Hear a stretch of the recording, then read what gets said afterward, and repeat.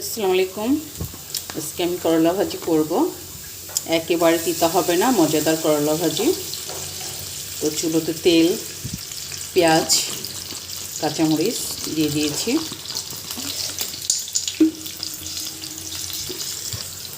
দিয়ে দেব লবণ। তারপর পেঁয়াজটাকে ব্রাউন কালার করে ভেজে নেবেন। পেঁয়াজটা ভাজা হয়ে গেছে, এখন দিয়ে দেবো করলা। করলার সাথে আপনারা কিচ্ছু করবেন না, যেরকম শুধু কাটবেন, কেটে একটু ওয়াশ করে দিয়ে দেবেন, আর কিচ্ছু করবেন না। কসলা কসলি ডলাডলি করবেন না। যদি আপনারা কসলা কসলি করতে থাকেন তাহলে কি হবে, তিতা বিষ হয়ে যাবে, খেতে পারবেন না। আর ওটা যেরকম আছে এরকমই রাখবেন, তাহলে দেখবেন অনেক মজা হবে, তিতা লাগবে না, নর্মাল ভাজির মতনই লাগবে।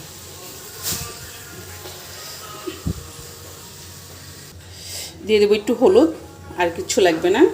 এখন এটাকে ঢাকবেন না, বাড়ন্ত জালে বেশি করে জাল দিয়ে ভেজে করবেন, ভাজা ভাজা করে নেবেন। ঢিমা করে করবেন না। ভাজি সবসময় ভাজি করেন, যেটা করেন জাল বেশি দিয়ে করবেন, এতে তিতা হয় না। আর অনেকক্ষণ আপনি চুলায় বসিয়ে দিবেন, নাড়তেই থাকবেন, তাতে আপনি তিতে হয়ে যাবে, ভালো লাগবে না খেতে। দেখুন হয়ে গেছে আমার ভাজি।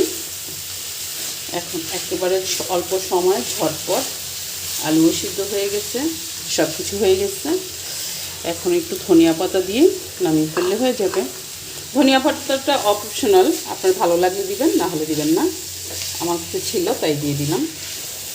আর ভিডিওটা অবশ্যই একটা শেয়ার করবেন, লাইক করবেন, কমেন্ট করবেন। আর এরকম আর নতুন নতুন আরও ভিডিও কী দেখবেন অবশ্যই কমেন্ট করবেন।